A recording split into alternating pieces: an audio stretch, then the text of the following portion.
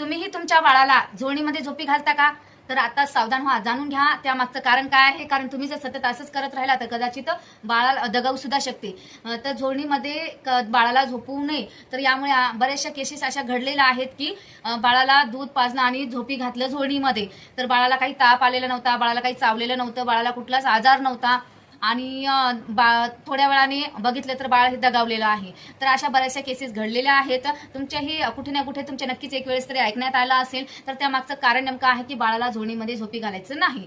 तर बाळाला झोळणीमध्ये झोपी घातल्याच्या नंतर बाळ हे असं होतं, झोळणीमध्ये झोपी घातल्याच्या नंतर बाळाला ताट झोपता येत नाही, बाळ हे असं होतं आणि बाळाची जी हनुवटी आहे ती इथे चिटकल्या जाते. यामुळे काय होतं की बाळाचा पाठीचा कणा हा ताट राहत नाही आणि बाळाचा पाठीचा कणा हा वाकडा होतो. आणि दुसरी गोष्ट म्हणजे सगळ्यात महत्वाची की बाळाला श्वास घ्यायला अवघड जातो. यामुळे काय होतं की बाळ जोरजोरात श्वास घ्यायला लागतं आणि बाळाच्या फुफ्फुसावर दबाव येतो आणि बाळाला फुफ्फुसावर दबाव आल्यामुळे भविष्यामध्ये बाळाला श्वसनाचे आजार हे होण्याची शक्यता असते. पण यापेक्षाही अजून गंभीर म्हणजे बाळाचा मृत्यू देखील होऊ शकतो. म्हणजेच काय, मी तुम्हाला अगोदर सांगितलं की अशा बऱ्याचशा केसेस घडलेल्या आहेत. बाळाचा अचानक मृत्यू होण्याच्या बचावासाठी आणि बाळाचा श्वास गुदमरण्याचा जो त्रास कमी करण्यासाठी आपल्याला काय करायचं आहे, तर बाळाला कडक पृष्ठभागावर झोपवायचं आहे, बाळाला पाठीवरती झोपवायचं आहे.